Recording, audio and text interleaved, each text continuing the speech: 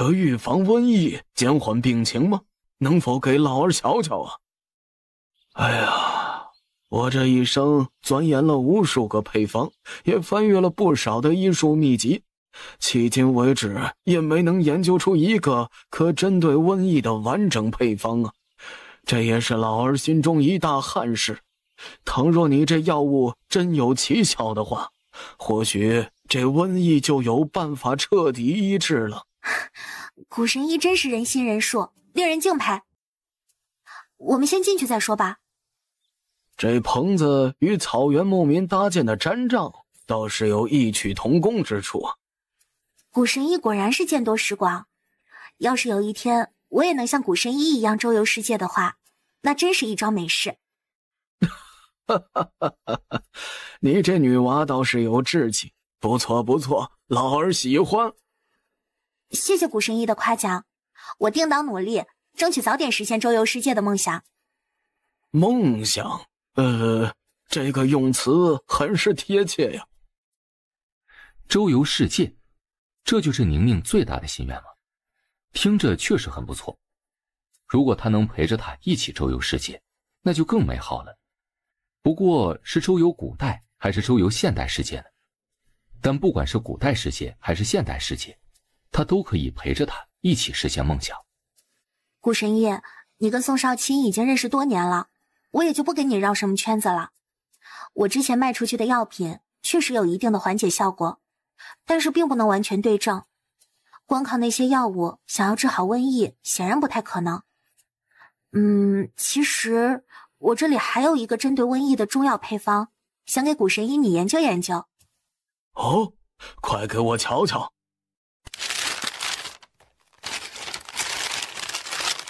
妙啊，这配方太妙了，简直妙不可言呐！古神医，你看这配方能防治当下的瘟疫吗？可行啊，这上面有不少药材，我之前就已经研究过，只是有几味药我还不太确定药性如何。但是老儿认为啊，这方子的搭配没有问题，完全可行。如今瘟疫日渐严重，老儿我也没有那么多时间慢慢琢磨了，最快的方式就是照着这个方子煎药熬煮，找几个病重之人服下试试看。那事不宜迟，这事就麻烦古神医费心操劳一番了。你这话是你们不管，全交给老儿了？顾老，你应该也知道如今我们宋家的处境了，这时我们不便露面，也没有找来小人。这功劳老儿可担不了。那顾老照实说便是，只是尽量别谈起我们宋家即可。那我就给大家说是你媳妇儿吧，总归你们是一家人。顾老你看着办就是。行。哎，宋少卿，要不你给那位刘县令再写一封信吧，给他说说古神医的事儿，希望他能尽衙门之力配合一下古神医的救治工作。当然了，我们也不会让衙医们冒着风险，我们可以无偿给衙门提供30套防疫用品，算是我们对衙门工作表示的一种支持和心意吧。丫头够大气啊！呵呵，你小子真走运呐，不费什么心思就白得了一个这么好的媳妇儿，该你的福气。夏宁一脸傲娇的朝着宋少卿使了个眼色，心里对古神医的话表示大大的赞同。想到此，夏宁突然觉得，要是就这么接受了他的表白，那岂不是太便宜他了？看来很有必要让他也费一费心思才好，否则岂不是显得自己很好追？顾老说的对，我完全认同，是小子的福气。算你识趣。什么？他方才听到了什么？防治瘟疫的方子？他们手里竟还有治疗瘟疫的药方？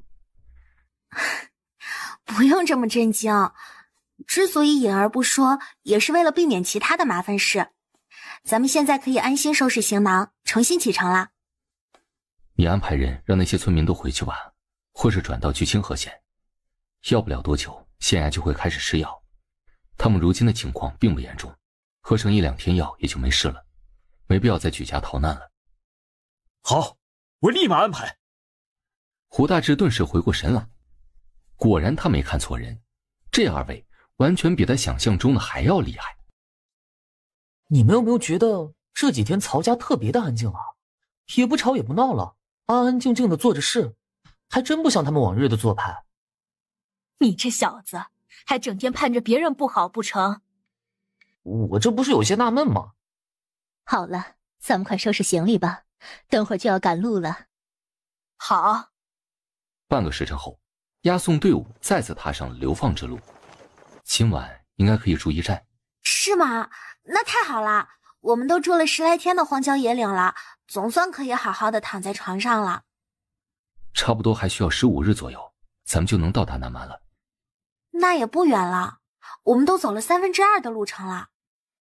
夏宁此刻回想起来，仍有一种不可思议的感觉，他竟然来到了异时空的古代，跟着流放队伍一起行走了大半个月的时间。那接下来的路况怎么样啊？行走方便吗？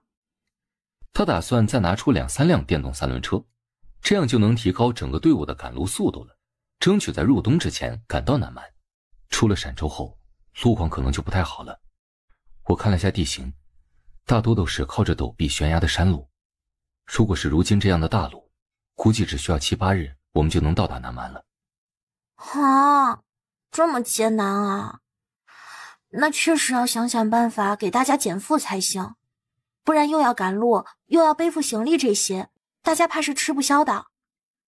闻言，夏宁忍不住思索了起来，有什么办法能让大家在山路间好走一些呢？这南州府又叫梁城，就是因为整个府城地广人稀，常年都荒无人烟。因为南州2/3的土地都属于沙地，并不适合种植粮食，也因此很多当地的老百姓为了生存，不得不搬离了南州。如今南州府总人口数量恐怕还不及陕州的1/3，其中以南蛮这片地方更为荒凉。夏宁认真地听着，却见宋少卿不由看着自己，他一脸莫名。啊，干嘛呢？做好准备了吗？什么准备？南蛮的条件或许比你想象的还要艰苦。放心吧，我这人适应能力挺强的，最坏也不过是什么都没有，一片荒芜呗。其实这也没什么不好的，你不觉得靠自己一点一点建立起来的家园更有意义吗？你说的没错，那样确实更有意义。最重要的是，有夏宁的参与，赋予了这个过程更美好的意义。有16刻，押送队伍终于赶在天黑之前，顺利住进了盘龙镇6公里外的驿站。那我跟宋少卿一间。被提名的男主角宋少卿也是一脸错愕，难得一次没稳住自己的表情，耳根子更是控制不住的发烫，甚至整个耳朵都变得粉扑扑的。怎么了？你们这是什么表情啊？不是啊，夏宁姐，虽然我平时喊着二嫂，可你跟二哥毕竟还没行礼成婚呢，现在就住一起不太好吧？我们倒是没什么，就怕别人知道了胡说八道。夏宁眨了眨眼，纳尼？他们这是想到哪儿去了？你跟憨憨懂什么？别瞎说。我怎么就瞎说了？我今年13了，又不是成哥那样的小屁孩。那个小宁啊，要不你跟云溪一个房间吧，你们2个姑娘家待在一起也有话聊。伯母，你们误会了，我是想带着宋少卿回我家一趟，所以就想着我们俩一个房间也方便行动。啊，这样啊。我们也没多想什么。夏宁嘴角微抽啊，这不解释还好，一解释就显得更欲盖弥彰了。宋少卿也是一阵哭笑不得呀，他都不知道自己该不该失落了，也是他想差了，怎么会认为夏宁想跟自己睡一起呢？按夏宁的说法，自己的表白还在他的审核期当中，连基本的男女关系还没确认呢，他怎么可能突然就迈出这么一大步？重要的是，他也不是那样随意的人。最终，夏宁与宋少卿分到了一间房，但宋家人为了帮2人打掩护，特意选了一间最里面的厢房，且明面上还是表明夏宁与宋云熙同。你说咱们什么时候再拿几辆电车出来呀？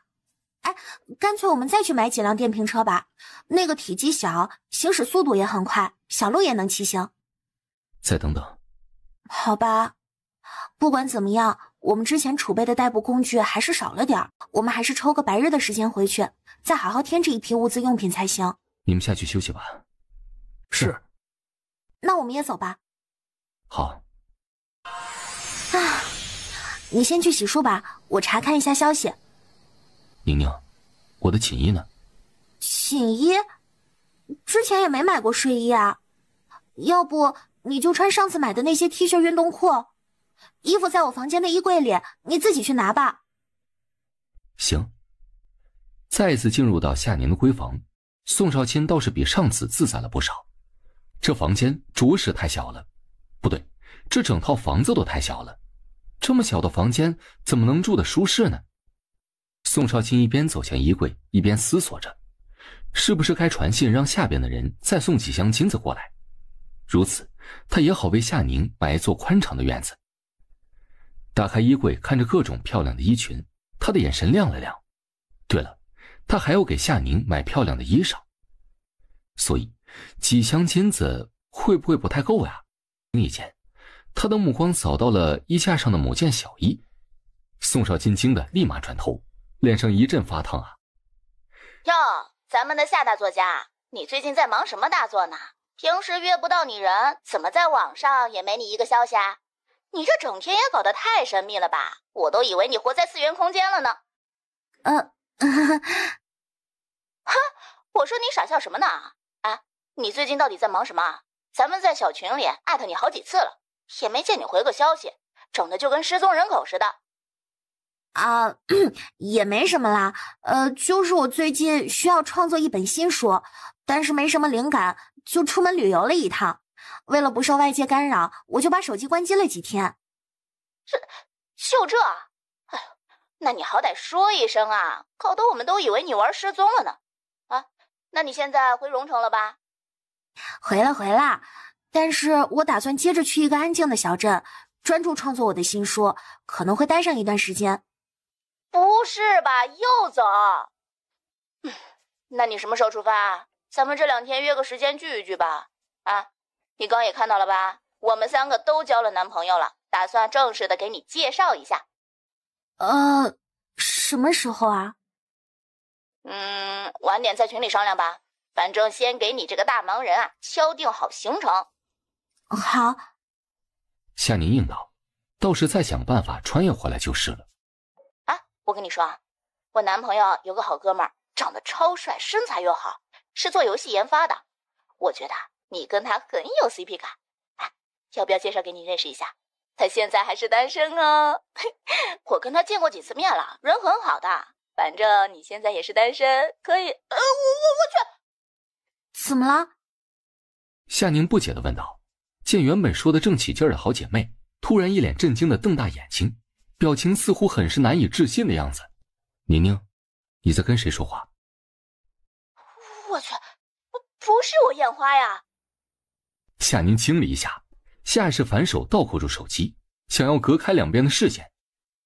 好你丫个夏宁啊，竟然都把男人带回家了，你可以啊，一声不响的就交上男人了。哼，亏我们还想着给你介绍呢，你也太不够意思了。我不管啊，这次的聚会必须由你来请客。我现在就去群里号召姐妹们开批评大会。听着从手机里传来的一阵阵嚷嚷声，夏宁手忙脚乱地关掉了视频电话。怎么也不吱一声呢？就在你们说有个好哥们儿，长得帅，身材又好的时候，宋少卿颇为幽怨地看着他。宁宁，你这是要去相看对象吗？你瞎说什么呢？我什么时候说过这话？夏宁不自在地挪动了一下屁股。不对呀，他为什么要心虚啊？他又没有答应佳佳去见那个男人。所以，你现在是单身吗？我……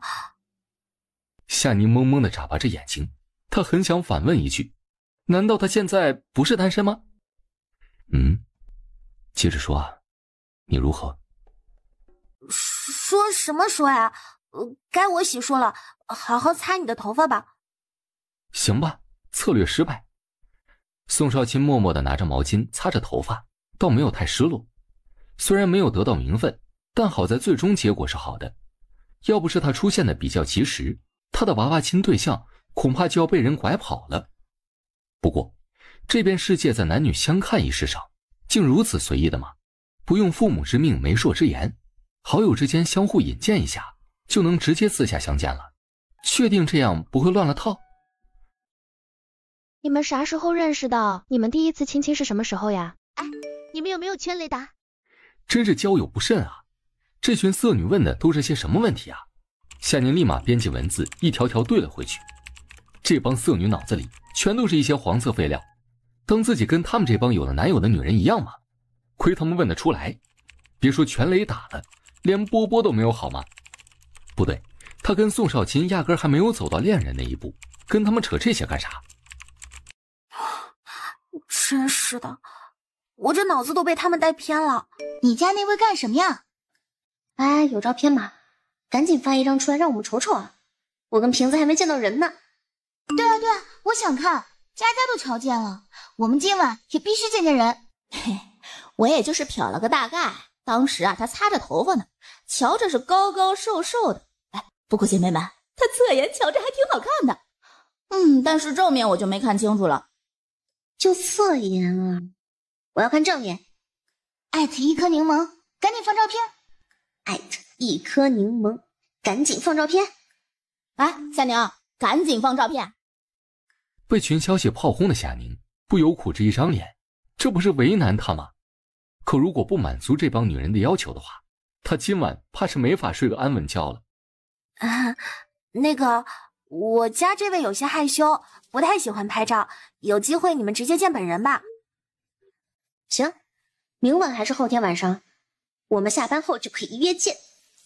这么重要的事情，我就是有事也会赶过来。夏宁，你就说什么时候什么地方见吧，正好啊，我们也很久没有聚一聚了。那我问问他，等敲定了再提前通知你们。行，咱们等着啊。OK， 坐等 GPG。这下好了，不见也得拉着他去见见了。怎么了？你没事吧？我见你迟迟未出，便来问一问。我没事，我在跟我的几个朋友聊天呢，跟他们很久没见面了，而且他们最近都交了新的男朋友，就想约着聚一聚吃顿饭，也好让大家都认识一下。刚才我有个姐妹在视频里看到你了，反正她已经认定我们俩是情侣关系了，就想见见你，让我带着你一起去。情侣关系？宋少卿直接跳过其他内容，敏锐地抓住了一个他十分好奇的词汇，总觉得这个词汇会是他感兴趣的，甚至想要的身份。夏宁暗暗啧舌呀，不愧是状元郎宋大人，就是会抓重点啊。情侣关系在我们这儿就是男女正在密切交往，可以奔向结婚的意思，就像你们东楚的未婚男女之间产生了爱慕之意，相互往来差不多吧。宋少卿直接惊呆了，没想到这里的世界远比他想象中的还要随性而为，这也太不可思议了。夏宁见他整个人都愣住了，心里很是理解，于是他在手机上找了一部甜甜的偶像剧，然后点击了播放。你慢慢看吧，我们这里的恋爱差不多就是这样了，我去洗漱了。夏宁把手机塞到了宋少卿的手中，就拿着自己的睡衣去卫生间洗漱了。殊不知啊，他此时的行为无疑是引狼入室，直接把小狼狗养成了大狼狗。那怎么样了？有大概的认知了吗？你放心，我会认真学习，与你一场现代式的恋爱。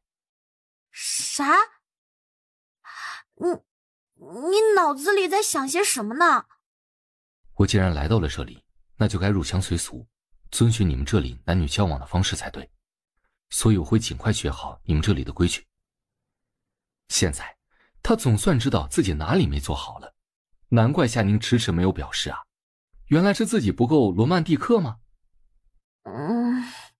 那行，那你好好学吧，啊，用你自己的手机看吧，我还要用手机在网上买些东西呢。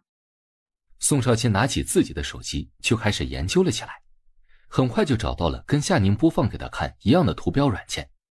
看着五花八门的图画，他不由翻看着电视剧的名字，最终点开了一部名为《全世界都不如你》的电视剧。这名字好呀，肯定很罗曼蒂克吧，他要好好的学一学。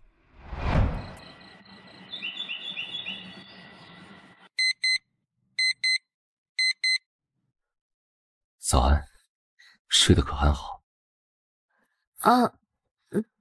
早。一睁眼就看到一张盛世美颜的俊脸，简直就是暴击呀！不过他们俩怎么睡一起了？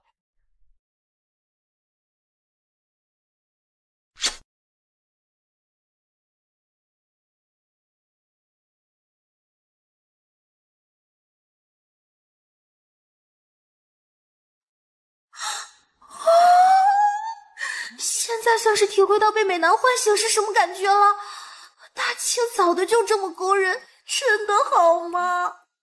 感觉都听到自己心跳加速的声音了。早安吻，夏宁惊诧，好家伙呀，现在都学会早安吻了。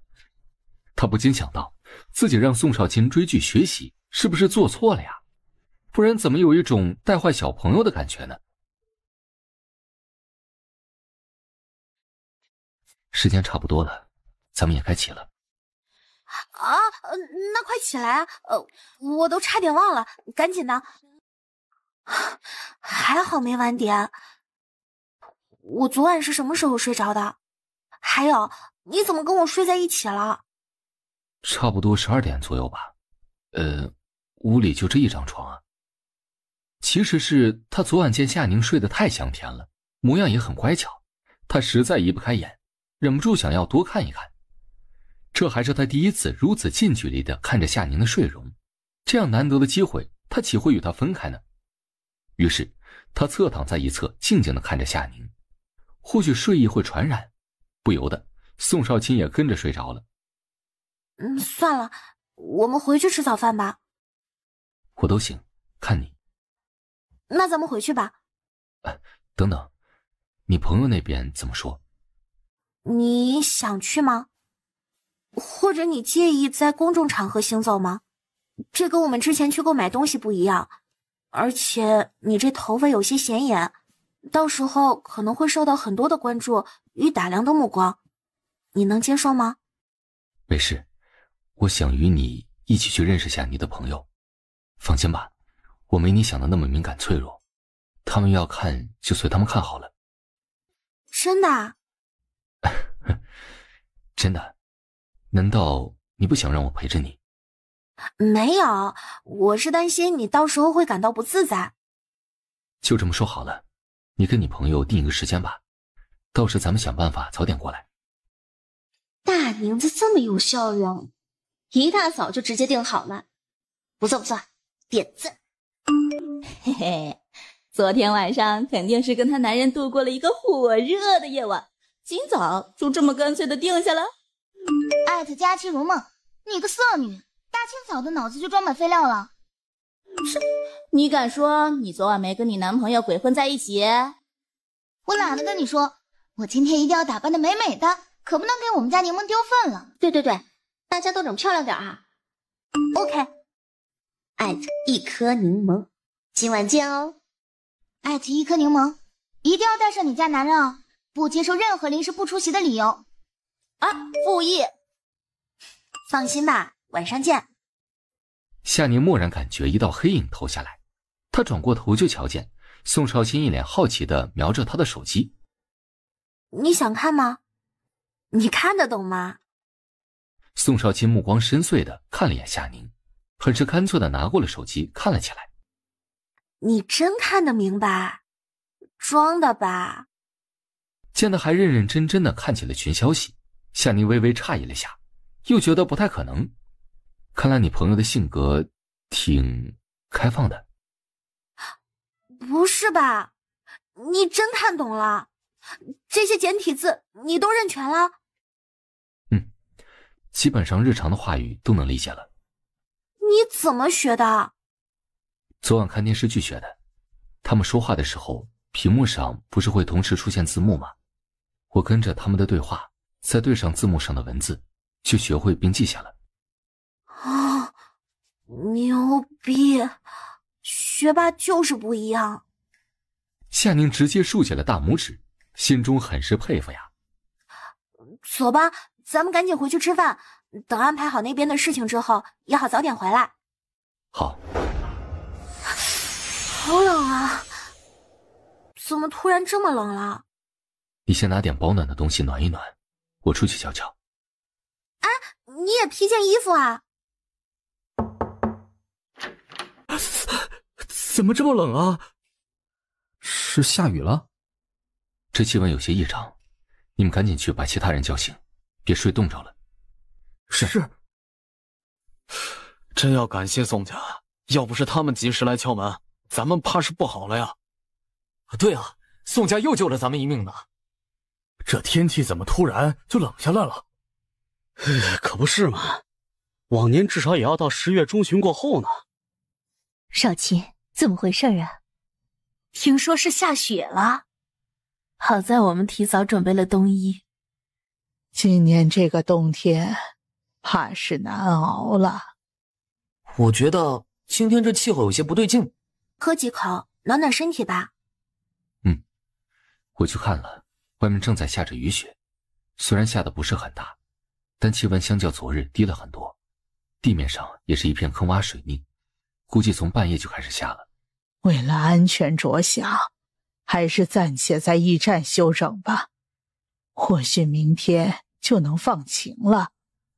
昨晚麦冬带回了广白传来的信件。真的？有你小叔的消息了，他们没事吧？广白信上说，他们赶到边关的时候，爹与小叔已经被严守关押起来了，他们并没有见到他们，所以他们先去找寻了大哥的下落。如今爹跟小叔已经被他们押送回京了，按照广白信上记录的时日来说，他们现在应该已经出了关州地界，最多10日就会到达京城。那怎么办啊？绝不能让他们进京，那还有活路吗？都别慌，少卿，你有何主意，说给大伙儿听听。我早已经想好了，祖母、娘、小婶，我跟宁宁会赶去救爹跟小叔，但在此之前，我们要先把你们送去安全的地方安置。不用，少卿，你们现在就去救你爹他们，我们这边跟着队伍走，不会有事的。二哥，我跟你们一起去。哎，你要是走了，咱们家里的人谁来保护啊？眼下最重要的是如何让大家度过这个恶劣的天气。队伍里应该还有不少人没备有冬衣吧？倘若接下来的天气都这么冷的话，那咱们很有必要再储备一批物资才行。即使我跟宋少卿要离开，也要先把你们所需的物资准备充足才行。就让你们这么跟着押送队伍上路，我们也不放心啊。小宁说的对，咱们太急躁了。这路途遥远，路上要有个什么事儿，谁也说不准。没个完全的准备，哪能说出发就出发呀？还是那句话，小宁、少卿，你们俩直接安排就是，我们全力配合。我们现在要回我家乡一趟，采购充足的物资回来。二爷，您请说。队伍里的物资问题你不用操心，宁宁自有办法解决，甚至我们还能让整个队伍提前到达南门。当真？自然当真，晚上我们就能带回来。感谢夏姑娘，二位放心去就是了，驿站这边有我看着呢。胡大志连忙表示了自己的态度。如今队伍里的众人都已经彻底被他们二人收服了，谁还敢唧唧歪歪找他们的麻烦呀？后续的事情我们回来再说。好，那我就不打扰二位了，你们外出一切小心。伯母他们的提议你怎么想的？等我们今晚回来后，我再找胡大志与文家人细细商讨看看。如果他们表示没问题的话，那咱们就启程赶往宁州。也好，想必有了充足的物资，他们也能安心一些。21世纪荣城上午9点。唉，看来我还是有必要尽快去把驾照考了，这样以后买个什么东西也能方便很多。学开车吗？你也想学？可以吗？应该不行吧？上次你说过，你们这里做什么事都需要户籍。你想学开车倒不是问题，只是你没身份证，就没办法考驾照啊。没事，能学就行。宋少卿对这个证件倒不是很在意，他只要学会开车的技术就够了。那行，等以后我学了教你就是。好。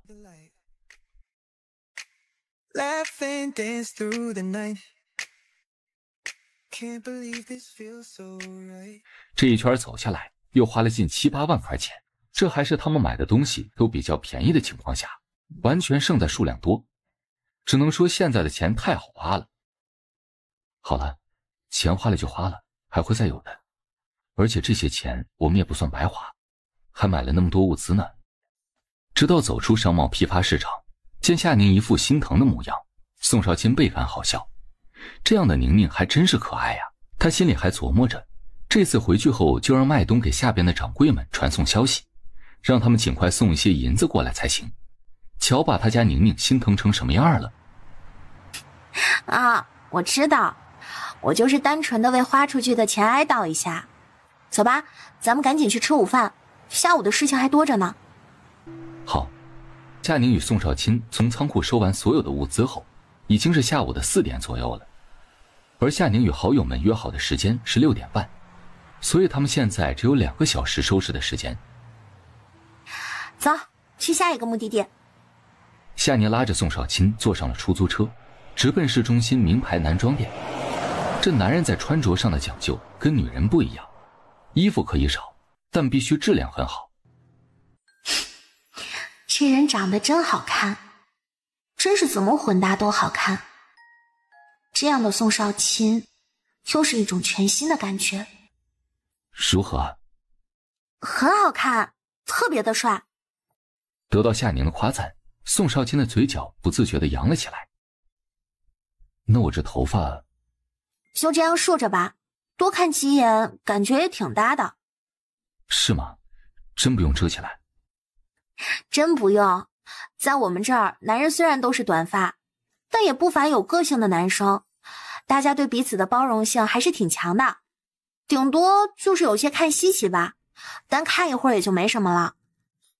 晚上会有些冷，我给你挑了一件秋款的薄风衣，你再试试看。好。宋少卿很喜欢夏宁为他挑选衣物，打点琐事，这会让他有种他们已是一对恩爱夫妻的感觉。不错不错嘛，这一身跟你特别搭。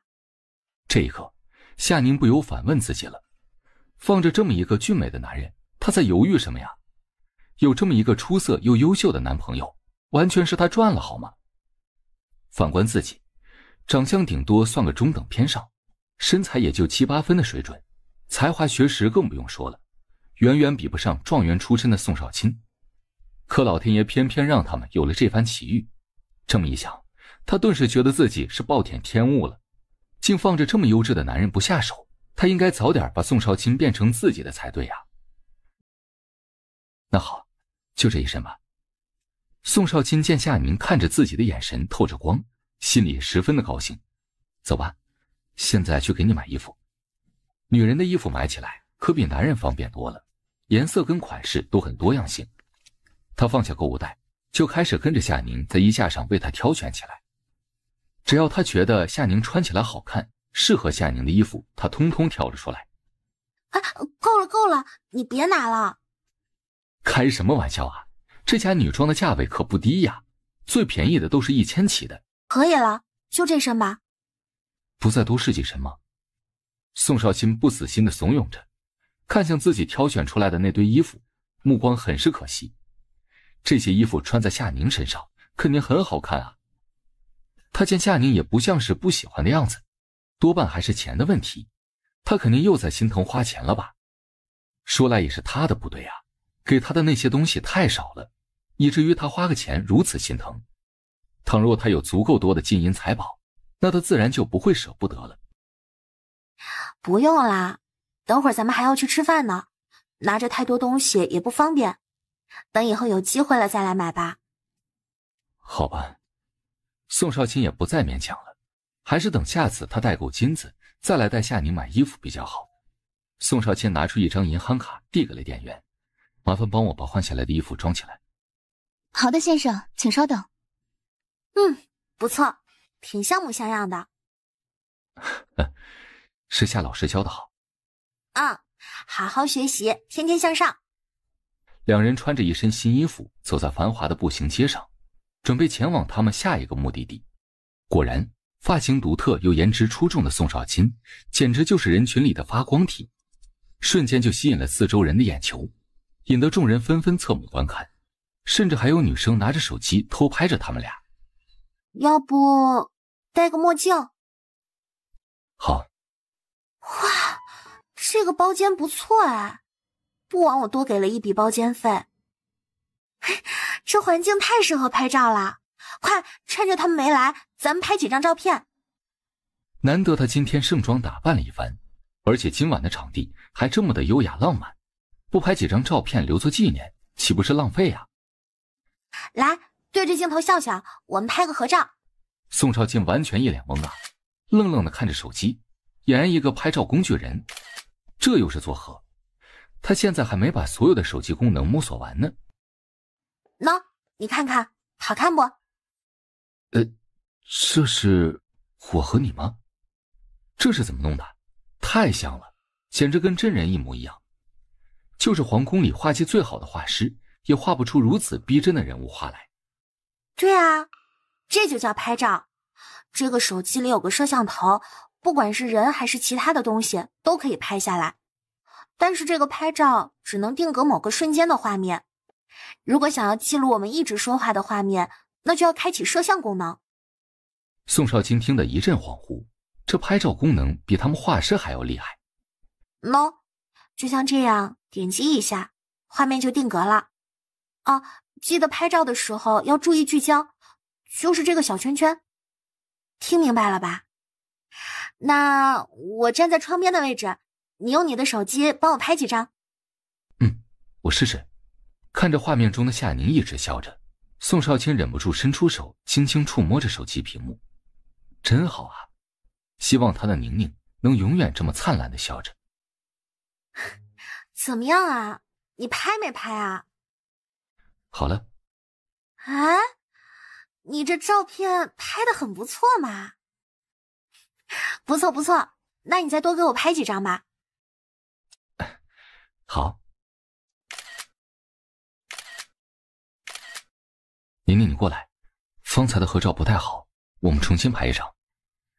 之前夏宁拍他们合照的时候，他还什么都不知道，感觉表情有些呆呆的。还有那张合照在夏宁的手机里，他也想在自己的手机里保存他们的合照。好啊，再来一张，换个动作。怎么弄啊？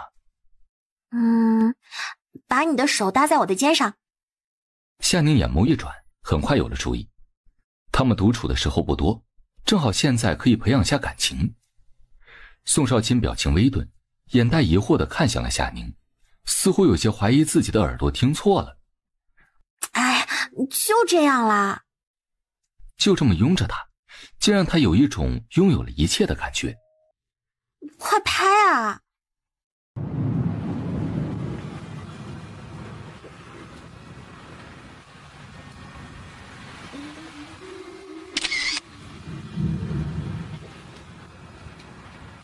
这就叫拍情侣照，知道了吗？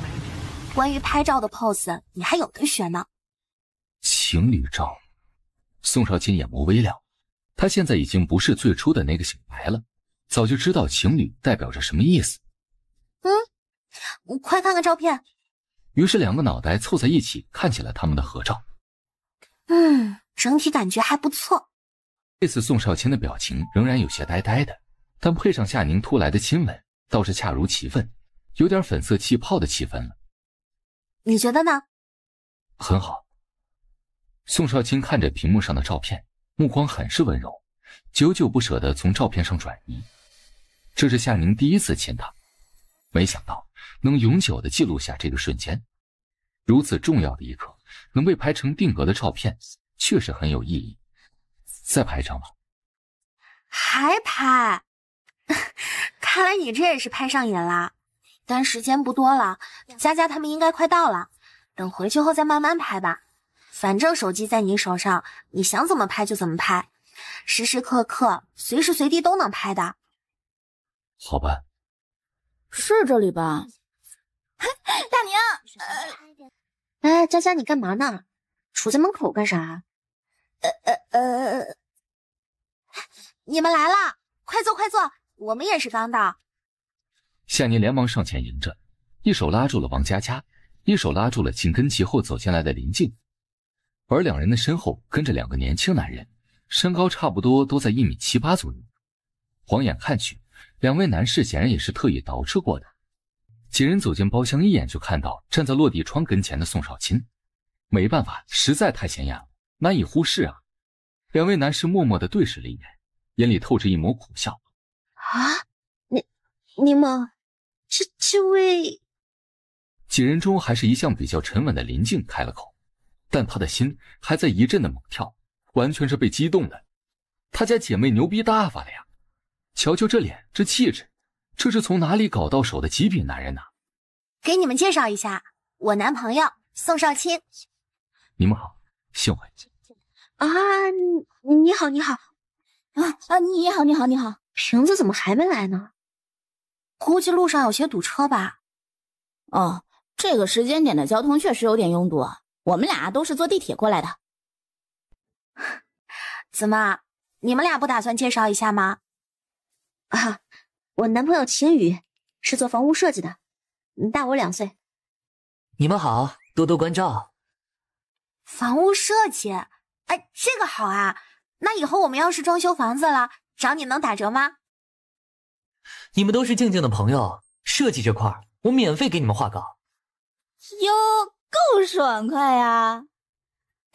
那肯定不能让你白干活啊，亲兄弟还明算账呢，我们哪好意思白占你便宜。我男朋友方培文，他应该比我们都大吧，今年26，在 4S 专卖店做汽车销售的。你们好，很高兴认识大家，经常听佳佳提起你们，今日总算是见到各位了。以后大家在汽车方面有什么问题都可以来找我。行啊，一定找你。瓶子说他们现在在地下室停车了，很快就上来。那我让服务员上餐啦。我去就行了，难得一次姐妹聚会，她也想让夏宁跟她的朋友好好聊一聊。啊，好啦，人都出去了，还看什么呢？哎，柠檬的男朋友长得那么好看，当然要时时刻刻的看着呀。哎呀，也是啊，换成是我，那肯定是恨不得自己的眼睛都长在他身上了。啊，大娘子，你老实交代啊，你怎么认识他的？你也是厉害啊，平时都宅在家里搞文学创作，一声不响就交了一个这么帅的男朋友啊。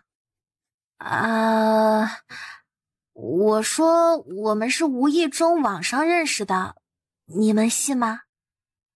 什么？啊？钻毒假毒啊？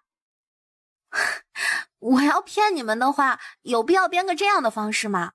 我们又不是那种特意加网友聊天的人，真的是机缘巧合下成为的网友。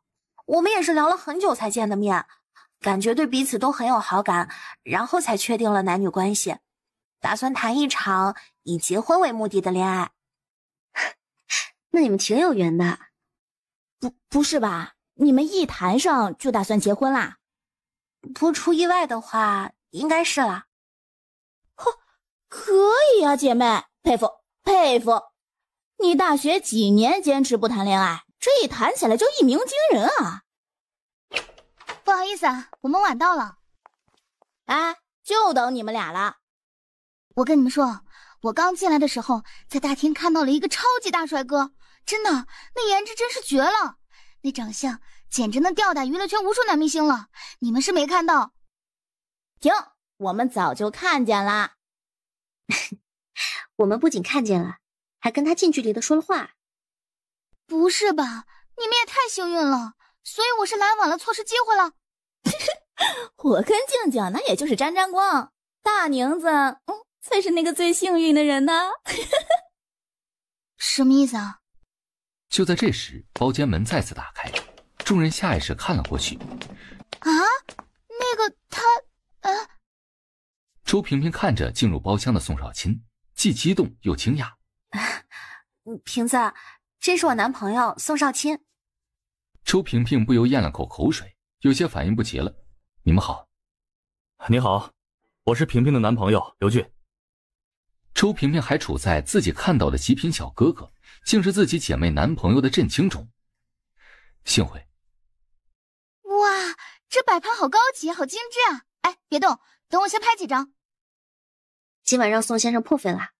对啊，这家餐厅挺贵的。严重了，大家吃得开心就好。我应该谢谢你们一直以来对宁宁的照顾才是。希望以后能有更多的机会与大家聚餐交流。那肯定的呀，咱们轮着来。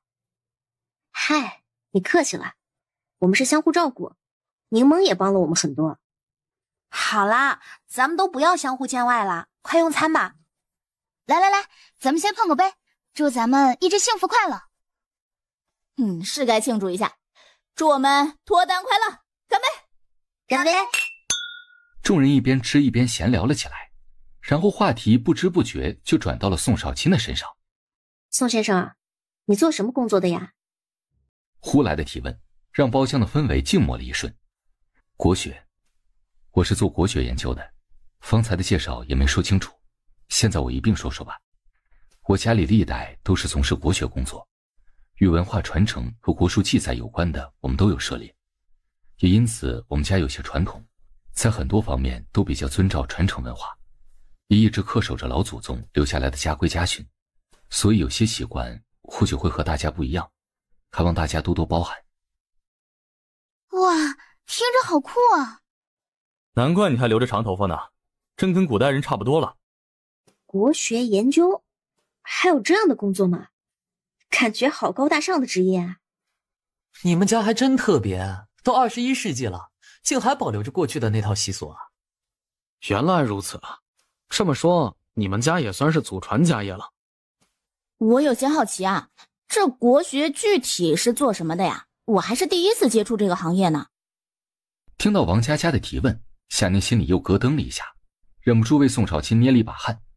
老实说，宋少卿刚才的答案真的是超出他的预料，没想到他回答的这么好。不过这个答案倒是与他本来的身份十分符合。夏宁看着他的目光渐渐凝住了，他在想，好像面对任何变故，这个男人始终都能这般不慌不忙，不卑不亢。哪怕在他最为狼狈的时候，他的姿态似乎都不减丝毫。这一刻，他好似感受到了宋少卿的魅力。从字面上来说，国学指的就是古代学说，也就是研究古代的文学文化。但从更深层的广义上来讲，国学是指历代的文化传承和学术记载，包括古代历史、哲学、地理、政治、经济，乃至书画、古乐、易学、术数、医学、星象、建筑等等。不是吧？要学这么多科目吗？牛逼了呀！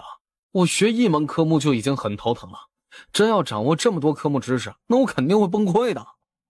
没想到国学这么难，我还以为跟文科差不多呢。该不会你精通这所有的科目吧？谈不上精通，只是都略有涉猎。哇，那也很厉害了好吗？我之前都不知道国学要学习这么多的知识啊。没想到宋先生年纪轻轻就这么有学识了，感觉现在很多年轻人呢都接受不了这么沉闷的工作呢。不过宋先生给人的感觉跟国学这个工作挺相符的，很有文人气息。太对了，要是你再换上古装的话，那绝对是活脱脱的古代贵公子了。哎，别说，还真有那个份儿。真是凑巧了，我是做文化展工作的，说来我们也算是半个同行了。宋少卿微微颔首回应，并没有什么言语。就冲这个，我也得敬宋先生一杯，希望以后能有机会合作啊。叫我名字就行，有机会的话一定多多交流。于是两人爽快地干了杯里的红酒。我这个人啊，最敬佩的就是文化人，我这个耍嘴皮子的有失敬仰了。来，我敬你们一杯。谢谢。你们都喝了，我这杯也不能少啊。那是肯定的啊，咱们轮着来。眼见他们几个男人热络地喝了起来，一副不把对方灌醉不罢休的架势。夏宁忍不住在桌下用手指戳了戳宋少卿的腰，想示意他少喝点，多顾及下自己的身体。宋少卿顿时全身发僵，他的左手不动声色地从桌上放了下来，然后迅速抓住了那只作乱的小手，紧紧地握在手里。我是想让你少喝点酒，注意你的身体啊。放心，我身体也好，喝点酒不会有事的。对于夏宁的关心，他感到十分受用，整个胸腔都激荡着一股柔情，这让他更舍不得松开夏宁的小手了。来吧，我敬你们小两口一杯，祝你们相亲相爱到永远。谢谢。谢谢，同喜同贺。快松手，你想饿死我吗？你们俩说什么悄悄话呢？瞧那亲密的样子，但我们这些电灯泡不存在吗？说什么呢？我们就正常说着话。宋先生这样的才貌，你身边怕是围绕着不少的女孩子吧？这还用得着问吗？像宋先生这样的男人，那肯定招女孩子喜欢呢。并没有，这是我第一次与女孩子交往，当然也是最后一次。啊？第一次谈恋爱吗？不是吧？怎么可能啊？确实如此，我之前就说过了，我家一直遵循老祖宗定下的祖训家规，很多方面都保持着一些旧式的规矩。在婚事上，一旦定下关系，那就是认定了对方，执子之手，与子偕老，一生只有他一个妻子，万不能有辜负对方之心，只能忠诚于他一人。众人目瞪口呆，啥玩意儿？这年头还有如此守旧的规矩啊！哇，你们家这规矩真挺好的。他现在都有些羡慕好友的狗屎运了，随便在网上聊个好友，也能钓到这么优质的极品男人。是啊，这样的家风可不多。要是大家都保持这样的优良风气，这个世上的男女关系肯定是和谐无比，不知道能少了多少怨男怨女呢。那万一之后你不爱对方，感到后悔了，难道也还要继续跟对方做一对没感情的夫妻吗？这个万一不成立，如果我不爱对方，根本不会与他定下关系，更不会与他结为夫妻。既成了夫妻，那我对他的爱就不会变，谁也无法撼动他在我心中的地位。或许这个世界有很多人对待感情不够坚定，但别人做不到的事情，并不代表我也不行。我是我，别人是别人，我无法要求别人，我自己做到就好。微顿了下，宋少卿目光看向身边的夏宁，于我而言，只钟情于一人并不是什么难事，时间会是最好的证明。过去22年，他从未对谁动过心，更不曾有成亲的念头，但如今他有了动心的人，迫切地想要与对方厮守一生。既然他已经遇上了所爱之人，那对他来说此生就足矣了，他又怎会再看其他女人，甚至爱上其他女人？他的心很小，也只有一颗心，所以只容纳得下一个人。如今他的心里已装了一个叫夏宁的人，早已被他填得满满的了，又如何再容得下其他女人？夏宁感觉自己的心止不住的砰砰直跳，对上宋少卿那满含柔情的目光，他感觉整个人都被吸入了他那深邃的眼眸里，不断的沉溺在其中。怎么回事啊？他明明没有喝醉，怎么现在忽然有一种晕乎乎的感觉？众人一脸讶然，表情更是一言难尽。他们这是被迫塞了一嘴的狗粮吗？这么多人他看不见吗？竟还当着他们的面公开秀恩爱表深情。三个男人默默地对视了一眼，顿时感到以后的生活压力山大呀。来，宋先生，我敬你一杯。既然风头都被他一个人占了，那今晚这酒必须得喝痛快了，最好把他喝趴下才行，总不能让他一直春风得意吧。对对对，我们也敬宋先生一杯。你们路上注意安全。到家了发个信息啊。这份礼物谢谢啦。好，拜拜。拜拜，改天再去。你没事吧？坐在出租车上，夏宁忍不住询问着身边的男人，只见他不停地揉着太阳穴。我没事，就是有些头晕。你要不眯一会儿吧？这个是解酒药，快吃了。宋少卿很是顺从地拿起杯子喝了一口水，服下了解酒药，随后他就瘫在沙发上不想动了。要不今晚我们就不回去了吧，在这边好好休息一晚，明早再回去。好。不舒服的话就快去洗漱，早点休息吧。夏宁无奈地摇了摇头，都这样了还说没喝醉。他先去了卫生间放了热水，把一切洗漱物品准备妥当后，又来到了沙发跟前。宋少卿，快去洗个澡。宁宁。是我。热水已经放好了，快去洗个热水澡，再上床睡觉。上床睡觉？宋少卿小睡了会儿，这会儿脑子的反应有些迟钝，抓住心爱姑娘的手，他的脑子里就听懂了这几个字眼儿。显然他想到的上床睡觉跟夏宁表达的意思完全不一样。快去洗澡吧。好。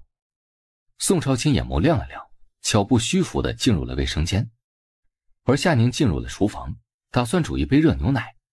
今晚宋少卿根本没有吃什么东西，大多都在跟他们3个男人拼酒，也不知道这酒有什么可拼的，他们几个人非得争个输赢，只能说这男人该死的胜负欲呀。10多分钟后，宋少卿从卫生间里走了出来，冲了一个热水澡，让他的意识又清醒了不少，只是脑袋仍然有些轻飘飘的。快来喝牛奶，喝完了就去休息。夏宁把牛奶杯子塞到了宋少卿的手中，交代了一声后，他就去洗漱了。20多分钟后，夏宁洗完澡出来，发现客厅空无一人。他关掉了客厅的电灯，进入了卧室里，果然看见躺在床上睡容沉然的宋少卿。他走到床跟前，却见宋少卿的脸红扑扑的，莫不是受冷感冒了？夏宁担忧地伸出手放在他的额头上，想要感受下他的体温是否正常。哪知道他的手刚接触到宋少卿的额头，就直接对上了一双清灵灵的眼眸。好点了吗？还难不难受？实在不舒服，我们就去诊所瞧一瞧。我没事，你快上来盖着被子，别着凉了。真没事吗？你可别憋着逞强啊。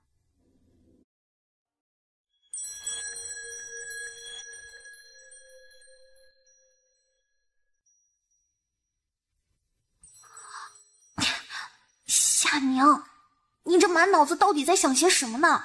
你今晚也喝多了不成？快睡觉，快睡觉，停止一切胡思乱想。突然，夏宁浑身一僵，因为薄被之下，他似乎感到有个温热的物体正逐渐靠近他的手。慢慢的，他的手被一只大手包裹住。宁宁。脑子乱糟糟的夏宁下意识就应了一声，才意识到自己竟然发了声，他恨不得立马咬断自己的舌头啊！他真是被自己给蠢死了。他回应对方，岂不是在告诉他自己在装睡吗？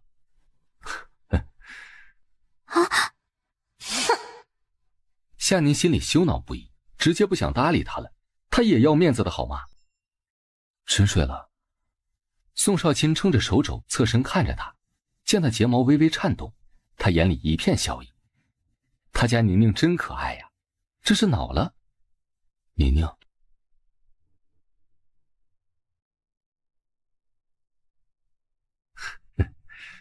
不睡了。宋少卿轻巧出声，夏宁瞬间对上他含笑的眼眸，那眼底似噙满了一汪春水，温柔又多情。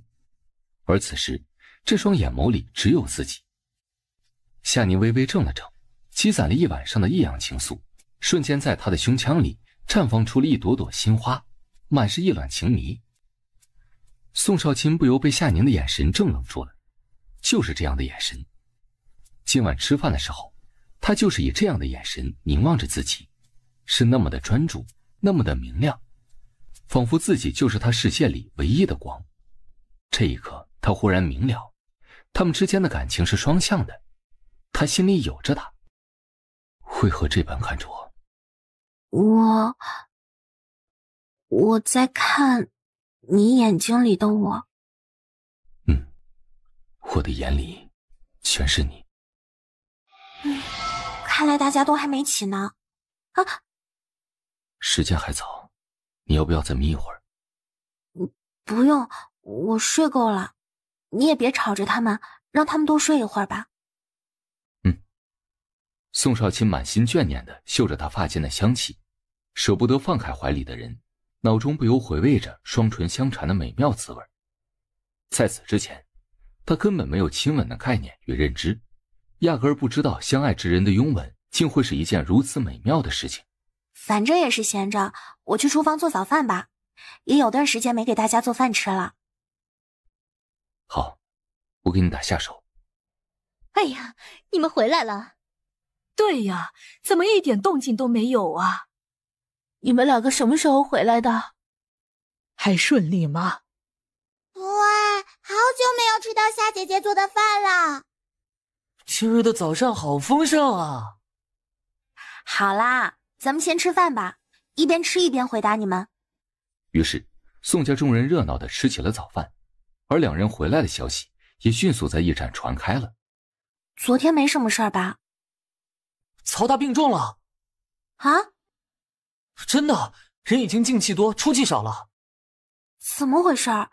前天不是看他还好好的吗？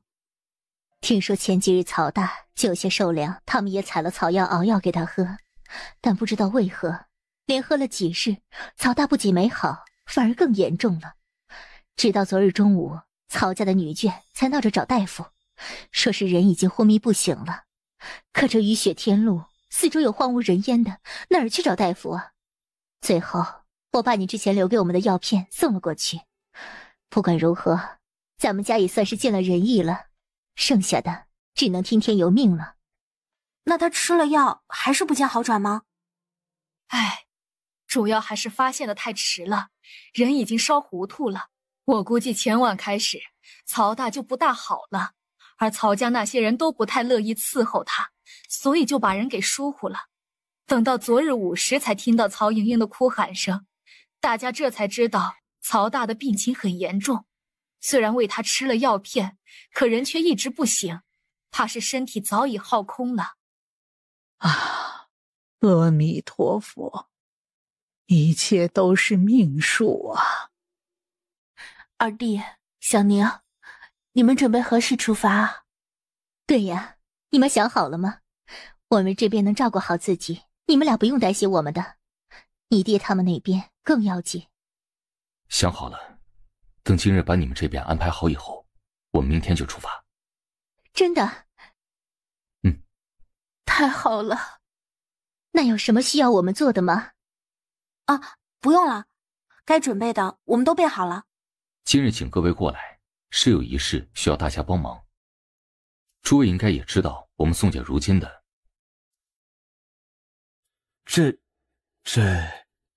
这会不会太冒险了？就你们两人能行吗？对呀，宋将军那里肯定是层层把守，你们打算如何解救啊？万一那边有诈呢？倒不是我质疑二爷的能力，实在是双方悬殊太大。你们这样贸然前去，要是反被搭了进去，可如何是好啊？望二爷三思，真要救人，咱们再琢磨个更稳妥点的办法吧。你们的顾虑我都明白，但我心意已决，这一趟我必须去。不过诸位放心，我自不会冒失冲动，必然会采取稳妥的法子在行动。只是我们这一去，也不知道会耽搁多少时日。唯一放心不下的就是我的家人，只好帮托诸位多多照看一二了。二爷客气了。就是大家互相帮助。这一路我们都受了你们一家的照顾，你不用说，我们也会做的。既然你已经做好了决定，那我们自然尊重你的选择。你们放心去吧，这边有我看着，不会有事的。你们也别这么消沉啊，有我在，你们安心吧，两位宋将军肯定会跟我们一起平安归来。对，差点忘了。有夏姑娘在，我们确实不用太担心。可不是吗？夏姑娘这么厉害，又有着不少的神兵利器，此番定会安然无事。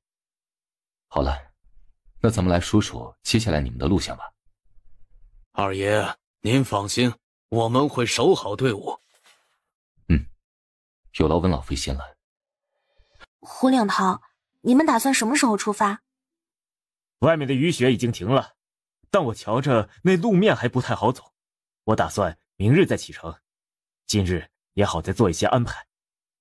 这个叫工兵铲，给队伍里的男人一人配一个吧，最好随身带着，以便随时可以应付突发状况。这个工兵铲用途很多，你们可以慢慢摸索。这个是开山刀，是为队伍的女眷们准备的，7岁以上的孩子也可以给他们配备一把，但是要仔细叮嘱他们注意安全，平时让他们随身携带，也好有个预防。好，这武器好呀！这个开山刀好锋利啊！不错，是把好刀。这是什么材质打造的呀？与我们东楚的兵器完全不同啊！这还用问吗？必然是夏姑娘家乡那边的兵器。夏姑娘所在的国家着实厉害，不得不佩服。这里面是汽油，是一种易燃液体，你们要多加注意，不能让这个小桶接触到火源，不然很容易燃烧起来，甚至还会引起爆炸。这东西有些危险，不到万不得已的情况下，最好不要轻易使用，以免误伤自己人。之所以为你们准备这个，也是为了应付比较棘手的问题，比如在路上被大规模的劫匪包围，无法逃生的情况下，就可以点燃这个汽油。我们还配备了一些玻璃瓶，在瓶子里装上一些汽油，然后往里面丢入火种，就能引燃爆炸，为你们争取逃离的时间。记住了，如若无事，轻易不要点燃汽油，危险性太大了。要不是他实在不放心他们在路上的安危，他肯定不能把威力这么大的武器拿出来。一旦使用不当，就有可能造成不可挽回的伤害。我们记住了。放心吧，二爷，我们会小心的。那个，有之前麦冬使用的那个武器吗？我感觉那个铁棍挺厉害的。啊，有呢，你不说我都差点忘了，到时候让金泽跟麦冬教你们。太好了，谢谢夏姑娘。好啦，你们赶紧坐下整理吧，该分的就分了。好。金泽，这个叫充电桩，是专门为电车充电用的。之前我给你讲的，这电动3轮车是靠着电力行驶的，你还记得吧？记得。之前电车都是我在晚上充的电，明天我们分开后，这差事就交给你了。没电了，你就用这个充电桩补充电源，一个充电桩可以给电车充10次电，这2个充电桩应该能撑到我们回来了。好。不好了！怎么了？出什么事儿了？那个曹老大死了！啊？真的，曹家都已经乱起来了。就在这时，夏宁就隐约听到了女人的哭喊声，看来曹老大真的去了。走，我们过去看看。真没救了？霍连涛已经看过了，没气了。怎么会这么严重？他没吃药吗？药是喝了，但听说是这几日都吃不下什么东西，人也消瘦得厉害。刚才突然就咳血，然后就倒了下去，一摸就发现人没气了。哎，这人走的确实是突然了点儿，完全没想到。对于曹老大的突然离世，众人也只是感触了一会儿，随后大家就恢复如常，继续忙着自家的事儿了。今天可真是个好日子，又有新衣服，又有这么丰盛的饭菜吃。可不是嘛，就跟过年一样。夏姑娘当真是女中豪杰，出手就是大方。是啊，我真没想到每个人都有份儿。听说明天大家都能坐电车赶路了。那太好了，我早就想做了。果然跟着宋家与夏姑娘啊，这日子啊不知好了多少。以后我一定以宋家马首是瞻，跟着他们绝对有肉吃。往后在南蛮的日子，或许就不那么苦了。就只以宋家为尊吗？没有夏姑娘？嗨，瞧你说的，夏姑娘不是二爷的媳妇儿吗？那她自然也是宋家人呢，用得着区分开吗？你说的在理，宋家仁义，肯定不会亏了追随他们的人。感觉有宋家在，完全不用担心太多了。我也是。这一天，押送队伍的众人都过得很开心，很踏实，心中对于南蛮也没有了最初的恐惧了，因为有宋二爷与夏姑娘在。宋二爷跟夏姑娘就这么走着去吗？不仅没有驾车，连一个随行包袱都没有，就这么两手空空的上路了。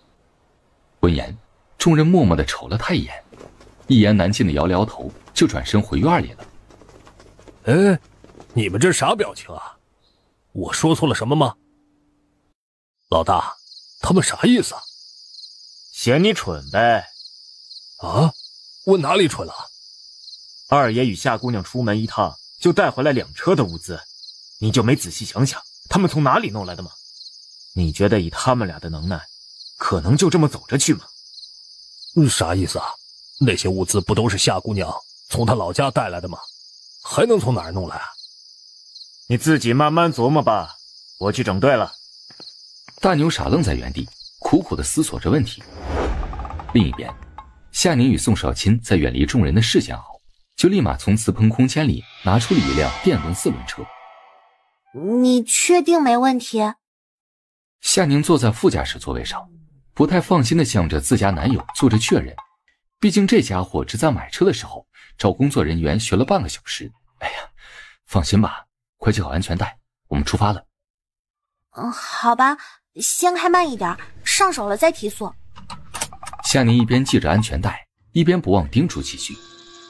于是，不太平整的泥巴路上，缓缓地行驶着一辆浅蓝色的小车。总算是到了。今晚就不赶路了，好好的休息一晚。连续5天起早摸黑的赶路，的确很疲累。要不是他们借用了时空差，多休息了几个小时，这身体啊，恐怕真吃不消。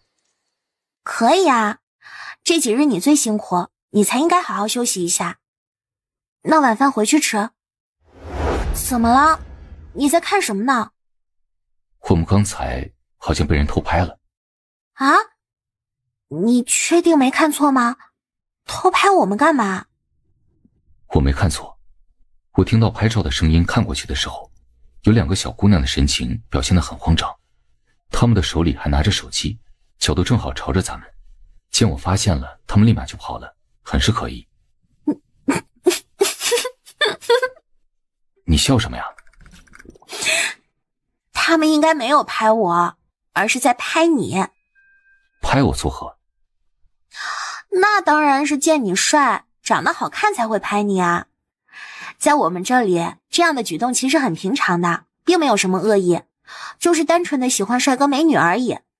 我们这里有一群人叫颜控，就是特别喜欢脸长得好看的男女，见到了就忍不住想要拍照，以便能够实时欣赏，或者与其他朋友分享。你也不用太在意。可我不想出现在别人的手机里。他只喜欢跟宁宁拍照，也只乐意收藏他们俩的照片，十分不愿意自己的照片存在别人的手机上，而且还被人拿来观赏，这总让他有一种被偷窥的感觉。他的样子只想留给他家宁宁欣赏。没办法，谁让你长着这么一张俊脸呢？完全就是人群中的发光体，绝对是颜控们追寻的对象。如果你实在不习惯的话，就戴上口罩吧，这样就能减少一些焦点。给我一个口罩吧。晚上10点左右，2人慢悠悠地散步走回了公寓。差点忘了抽奖的事儿了，应该出结果了吧？老天爷保佑，一定要让我中啊！拜托拜托。很重要吗？你真要喜欢，我们可以花钱自己去。这你就不懂了，这个就是抽奖的乐趣，白嫖来的快乐。说完，夏宁就不再搭理身边的男人，神色紧张地瞄着手机屏幕，指尖一点点地划拉着。抽中了！抽中了！我们的19号被抽中了！兄弟，你这手气真是绝了，我还没有过这么好的手气呢。兄弟？我是你兄弟吗？太高兴了嘛！一是嘴瓢，你可别在意啊。避免对方深究下去，他连忙把话题转了回来。我们的运气太好了，可以免费出国旅游呢。你想好了去哪儿吗？希腊，我选了希腊，那是我最想去的国家。希腊？那是个什么样的地方？大概是一个很浪漫，会让人着迷的地方吧。说完，他拿起手机搜索了一番，然后点开了一个视频。那你自己看看吧，这是希腊的推广视频，我先去洗漱。晚上11点左右，夏宁一边抹着晚霜，一边躺上床。一道惊呼声乍起，夏宁就被宋少卿一把搂进了他的怀里。吓我一跳，我脸上的精华还没抹干净呢。你准备什么时候去啊？等我们到了南蛮稳定之后再做安排吧。现在这情况，我们也无心去国外旅游啊。我突然意识到一个问题，你没身份证，怎么跟我一起出国旅游啊？没事，咱们还有时间，总能找到其他的办法。也是，时间都还没敲定呢，我们慢慢想办法吧。宁宁，在不戴口罩的情况下，有没有什么办法可以适当遮掩下我的面貌？你想干嘛？我们回去后不能开车了，得沿着那些押差的路线巡过去，估计时刻会遇上其他人，再开车就不方便了。再者，我担心押送我爹他们的队伍里有萧家的人，如今我的身份不宜暴露出去，所以我就想着，你们这边有没有什么办法可以稍微改变或者遮掩住原本的容貌？这样啊，那简单啊，包在我身上。半个小时后，夏宁拿着新买的化妆工具，就开始在宋少卿绝美的脸上肆意折腾了。如何啊？你自己看吧。看着镜子里的自己，宋少卿忍不住嘴角直抽抽。这真是他吗？宁宁，你确定要跟这样的我一起走在街上？确实太丑了点哈，要不我把你脸上的麻子去一些，眉头再秀气一点。说完，夏宁拿着化妆工具又在宋少卿的脸上一阵擦擦涂涂。好啦，你再瞧瞧呢。不错，辛苦宁宁了。走吧，该回去了。怎么走啊？放心，有我在，肯定不会让你走丢了。我才不担心呢，真要是走丢了，反正也饿不着我，小日子绝对过得又舒适又滋润。那倒是。宋少卿满眼笑意，对于这一点他十分认同。即便夏宁没办法穿回现代，但凭着瓷盆里的东西，他也能在东楚混得风生水起。午间，两人在一处茶摊歇了下来，距离此处差不多4、5里就是县城了。老人家，向您打听一下，这几日有没有很多人路经这里啊？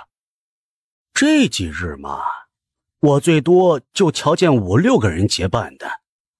眼瞧着这天气越来越冷了，谁还愿意出远门呢？你说的在理。接下来咱们怎么走？他们应该还在我们后面，咱们找一处地方等着吧。那不进县城了？不了，他们队伍人多，应该不会选择进入县城，那样不但容易暴露他们的行踪，还特别引人注目。我猜他们应该不会让我爹跟小叔暴露在世人面前，他们心里还是比较忌惮宋家军在民间的影响力，恐怕根本不敢暴露我爹跟小叔的身份。所以为了避免不必要的麻烦，他们应该不会进入府县这样人多的地方。何况他们队伍人多，进入府县晃悠也不合适，目标太显然了。他们应该会选择人烟稀少的地方扎营。厉害！走吧，找处地方休整。宋少卿站起身，从衣兜里掏出了10文钱，放在了桌子上。2位客官慢走啊！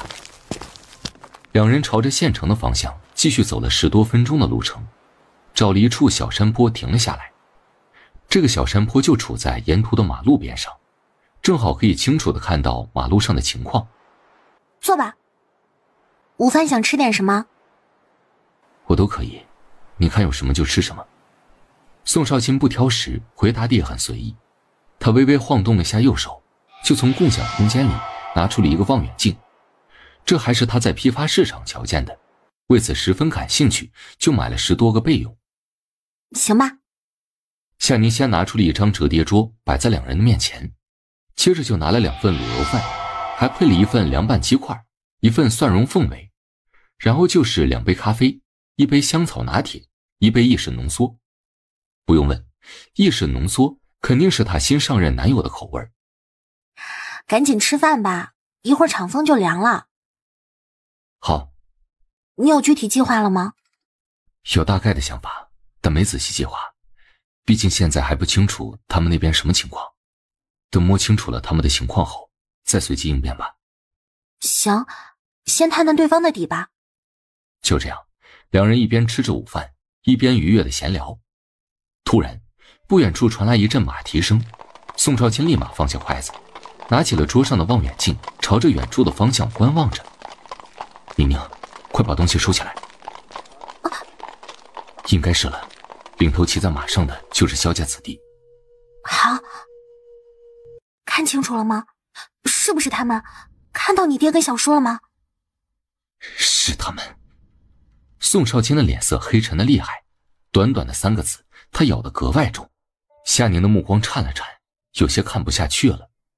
现在的囚车里哪儿还有昔日威风凛凛的宋将军啊，简直是连乞丐都不如。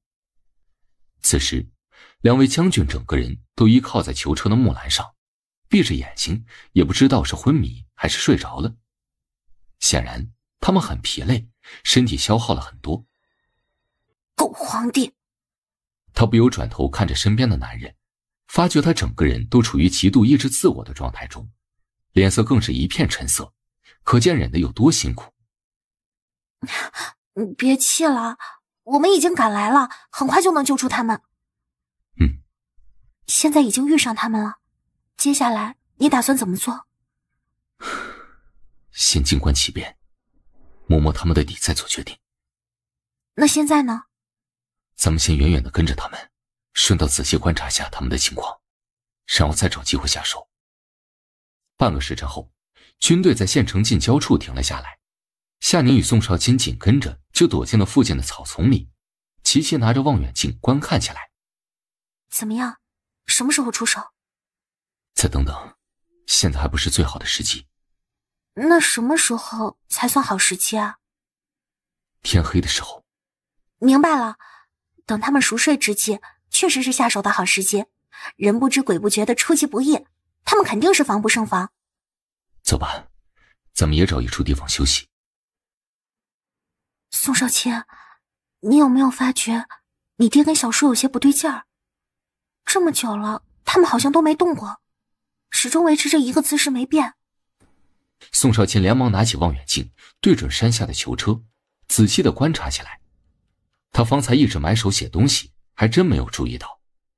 果然，他看了几分钟的时间，他爹跟小叔连手指头都没有动过，两人就像是沉睡了一般，对外界似乎没有一点意识。不对劲儿，这很不对劲儿。宁宁，你的感觉没错。我爹跟小叔的确有些不对劲。那怎么办？